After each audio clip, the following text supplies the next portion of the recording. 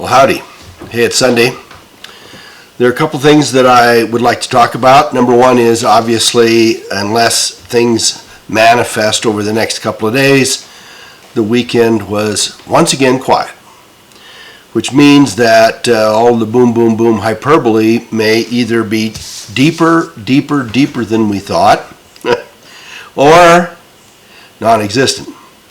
Now, to put it in proper perspective, both, and I know many of you don't like Alex Jones. I'm not wild about him myself, but he did an article that he was disavowing Trump and then went on to point out what Trump had done, and Trump has done some things, no question about it.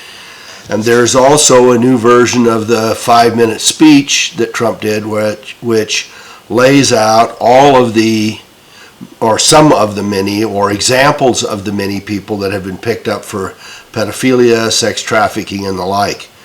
And that is absolutely marvelous. If Trump did nothing but that, this would not be a failure of an administration by any means.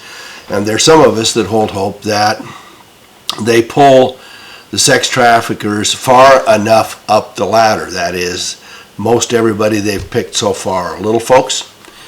And at some point, there is somebody that's going to say, I keep hoping, you know, I work for Podesta, or I work for somebody else, and this is what I did. I've delivered X, Y, Z. I'm not going to get into the nastiness of it. And that will unravel the whole process. And I think that's possible. I hold out hope for it.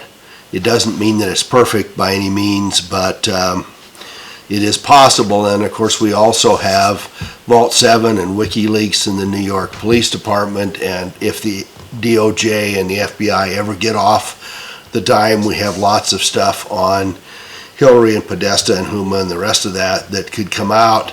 If they don't do it, then if they're not exposing it, they're part of the problem. And if they don't fix it, then we know they never intended to fix it. And I think, in fairness, that's all you can say. Secondly, there has been an awful lot of, let me call it hyperbole, about the SES, the Senior Executive Service. And certainly, as the Aim for Truth folks have pointed out, there's no question about it. It is a manifestation of a lot that is dark. It is a manifestation, at least at some levels, of the infestation of globalist interference. It is a manifestation of good old boy network. It is corruption at its core. It is the linkage between, and they don't even say this, the corporate turnstiles, the corporate lobbyist and agency management turnstiles that have taken people in and out of government, forever. And we've gotten so that anybody who grants FDA stuff suddenly magically ends up working for Monsanto, or vice versa. I'm playing games here, but or Pfizer, or one of the others, Bayer. And so and not only that, but we've got the fox in the chicken coop, and we have chickens turning to foxes and foxes turning to chickens, and they alternate. And there is this we don't kill our own kind of thing. It's like professional courtesy when the lawyer falls in the ocean and the sharks won't bite him because because of professional courtesy, right? Sharks and lawyers are on the same page. And these Aim for Truth folks have pointed out that there are 500 lawyers that supposedly do all of the bidding for wages, raises, and for bonuses, and that these guys are the darkest ones. And I'm going to say to you, yeah, that's probably a true at some level, and I don't want to discount a thing they've pointed out, except to say that it's hyperbole. To give us the idea that if Trump were suddenly to wipe out the senior executive service, or freeze their wages at $1, or fire them, and I would make a couple other suggestions, Farmer Jones and George Webb suggested, to me at least, I hope I don't take away anybody's thunder, to require them to do competency tests for the department in which they are, and if they can't pass the department test, they shouldn't be in any kind of executive management. Secondly, my suggestion would be, that they end up in Chechnya counting coins, or in Wichita with an office in the corner with nothing but a pencils and pencil sharpener, and they can be executives all they want to. It is a huge process. I calculated if there are 8 or 10,000 of them, and their wage is somewhere at or around the vice president's, which is 200,000, 235,000. If they average 200,000, we're talking about roughly $2 billion, which is a huge amount of money, if in fact that's the case. And to some extent, we'll see this as similar to Bill Clinton and his Laureate University deal, where the pay for play with Hillary was to get $50 or $60 million out of the Secretary of State's office, so that Bill could get $17 million for being an honorary board of director member. He was an emeritus or honorary.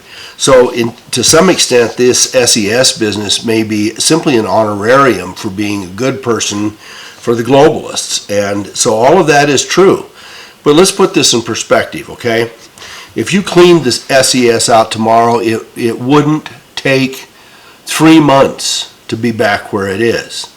The powers that be are so deeply entrenched that wiping out 10,000 people will do almost nothing.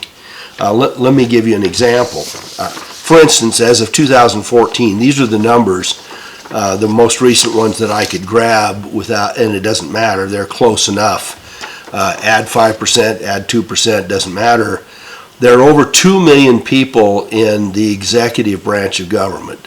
So Donald Trump is the CEO of a corporation, if you want to call it that, of 2 million people.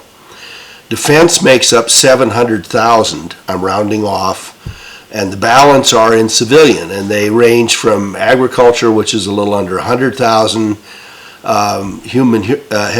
health and human services, education and social security, which is about 140,000, homeland security, which, believe it or not, is 186,000 people. Yeah, most of that stuff is based on bogus banners. So a lot of the stuff that we so-called need from Homeland Security, which does wrap some of the security agencies in, is a lot. The Interior Department, 70,000. Justice is a little over 100,000. So Jeff Sessions, in one fashion or another, is the head of 115,000 people. Transportation's 55,000. Treasury's 112,000. Veterans is 340,000, and the remaining population, if you've done the math, is about 240 or 50,000. So it's a huge operation of 2 million people, and the fact that we have 10,000 people, 8 or 10,000 people, that are drawing off $2 billion, and apparently, according to these folks, they sit in executive management. They're above the GS-15 level. They start above 200,000. They're not vetted properly. They're given security clearances without having been checked for security. They pop from one agency to the next, supposedly competent to do it, and they, in some sense, many of them, interfere with the business of the department, or are answerable to the globalists, the Obama bunch, and the rest of that. And to the extent that Obama packed this with 7,000 people of his own, makes that 3/4 of them supposedly in 75 different agencies playing little games and pushing marbles around. There's some discussion about whether or not they're responsible for the, Catherine Austin Fitts talks about $20 trillion. I think that's out of the HUD department, or home department, I got a brain tumor going on, and that there's perhaps somewhere between $8 trillion and $20 trillion in defense. Well, it is not the sole responsibility and result of having SES folks there. If you think that they are the sole fault of this, and that getting rid of them is the solution to our national woes, it's like dipping into a big bucket and taking a teaspoon out. And the thing of it is that before you lift it a quarter inch off the water, it will have closed in. Why is that? Well, that's because the corporations are going to be right back into the process. We've got mega multinational corporations. We've got all of the Wall Street folks. We have international banking. You know, we talk about this from the standpoint of it's 1.8 billion, and certainly these folks, many of them or some of them are plants, not all of them. I mean, and there are some legitimate people. If you look at the department, they're legitimate people recruited to be in the SES, and not every single one of them is bad.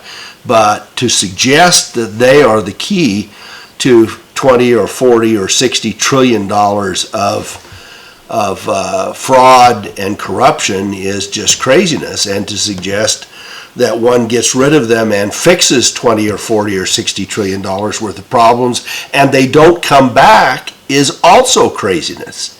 They would be completely disappear and be replaced within days or weeks or months, and nobody would be the wiser. And not only that, but many of the people they've hired that are not SES perform the same kind of functions and have the same kind of mentality.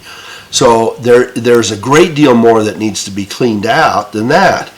But let's take a look at this in context. We have 535 senators and representatives, right? So we only have 5% as many as there are SES members. What have they done? Well, I would suggest to you they've blown away $40 trillion or more. They certainly have budgets they voted on. None of them has a clue about what those budgets entail. None of them has a clue about how to audit them. None of them has a clue about how to audit them. None of them suggested. Jason Chaffetz suggested the Fed, which is not a government department, but absolutely manages our entire lives. And he was out of government in a matter of a couple months. So we've got, and which of these 535, and I have said this before, which of these 535 will say anything if they had a mouthful of it?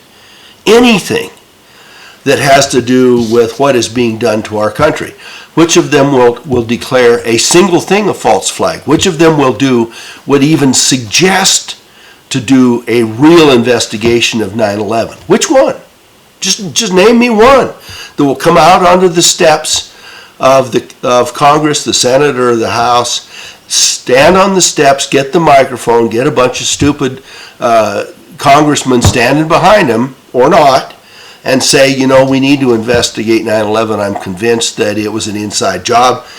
We need to turn it over to the Justice Department. We need to request that there be indictments, and that whoever's responsible for it do it, because obviously it wasn't done by 19 Arabs that couldn't fly a Cessna.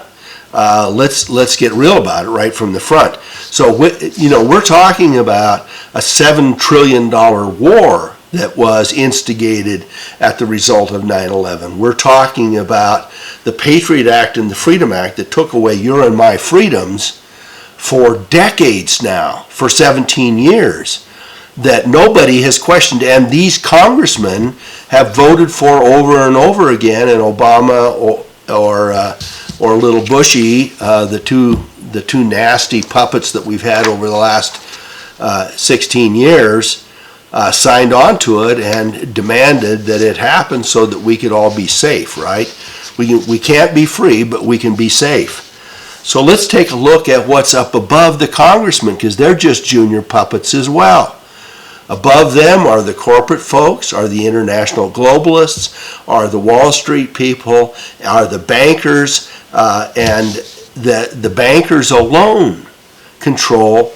There are congressional hearings that include comments by Congress people saying, hey, look, the Fed set aside $1 trillion for no reason, not part of the budget, just created it off to the side. The Fed created and set aside $9 trillion. That's just 2 occasions, and that's pre-2008. So how many trillion have been set aside since, and what does that entail, and how does that impact it? The Aim for Truth folks have talked about the fact that 1/3 of what's in Wall Street is managed by these insiders. Well, it's way worse than that. Wall Street, the total value of Wall Street is somewhere between 25 and 40 trillion dollars, let's call it, whatever it is. The last I looked, it was 23 trillion, but it's obviously higher now since Trump's been in office. But let's call it 40 trillion. The fact of the matter is that there are corporate insiders in that, there are banks inside of that, there are mutual funds and retirement outfits that are all trusts, that are all part of the buyers and sellers in that, owners in it. So, and not only that, but outside of that, if the Fed has $2 trillion in the top 5 banks that they just tossed them, that's not even being used, that's play money, that's not being used for funding the economy.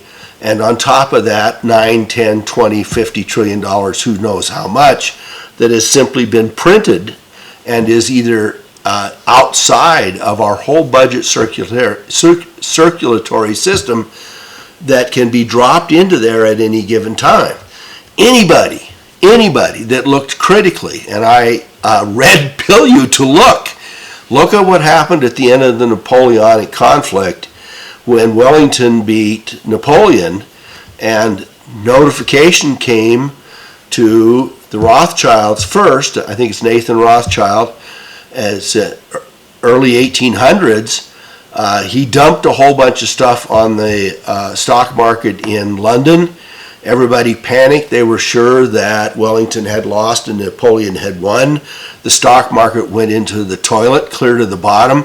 Rothschild bought back and multiplied his percentage ownership of the stock market, in London by a factor of at least 5, and some say 50 times more.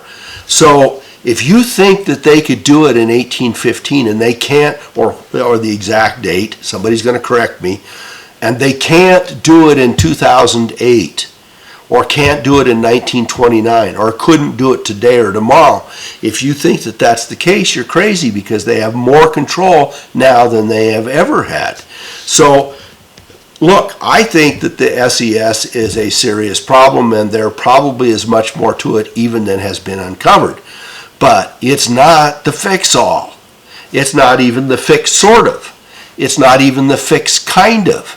And if you eliminated all of them, you would turn nothing around, and you'd kill, let's use my terminology, you'd cut the heads off 10,000 snakes. But there'd be 50 or 100,000 snakes still out there, and they would multiply, and none of the dragons would be gotten at all. And the dragons will feed the snakes and will supplant the 10,000 that are there, or elevate people that are in executive management or not so SES. They can pay them off budget. They can pay them off country. They can give them Swiss bank accounts, the Isle of Man, the Panama.